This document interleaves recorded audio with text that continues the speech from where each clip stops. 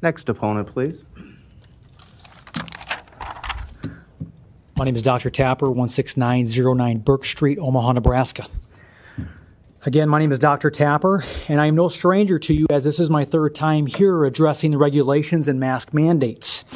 Imagine a virus so deadly and severe that you have to have a test done to find out whether or not you've had it. You guys are basing these numbers on positive cases and not hospitalizations or deaths. That's what you should be basing those off of. The numbers are hyperinflated by false positives and the never-ending doom and gloom from the mainstream media. I was taught that fear is the fire that fuels the furnace of disease. And when will this fear-mongering stop? It is terrifying to me to think how easily this mask mandate could turn into a vaccine one. You see, I follow the vaccine narrative very closely, and I have been for the last decade. I have witnessed firsthand the damages that can occur after a vaccination, conditions like transverse myelitis or Guillain-Barré.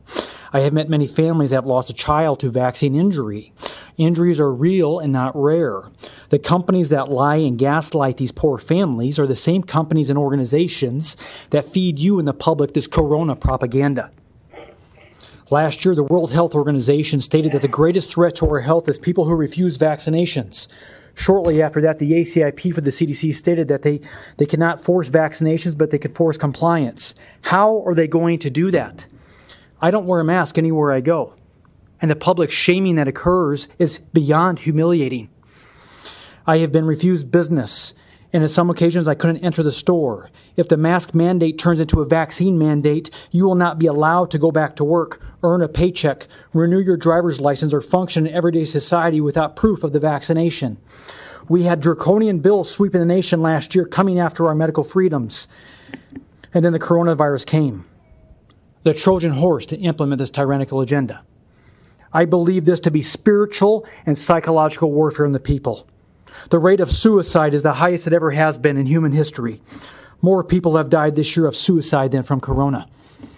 The National Alliance on Mental Illness Helpline has seen a 65% increase in calls and emails since March. In other words, the vast majority of health, emotional, physical, psychological, and financial hardships now faced by citizens are not due to COVID-19. They are due to ongoing catastrophic lockdowns, restrictions, and policies imposed by unaccountable, irrational governments. Since when is it your job to pass legislation on health? History teaches us that when the government takes away a certain freedom or liberty, they do not freely give it back. Martin Luther King Jr. once stated that oppressed people cannot remain oppressed forever. The yearning for freedom eventually manifests itself. We are 6 months into this circus that was supposed to be 2 weeks to flatten the curve. I pray to the good Lord above that the people wake up and realize that we're not dealing with a temporary inconvenience here, but we are headed into a full-on medical dictatorship. Thank you.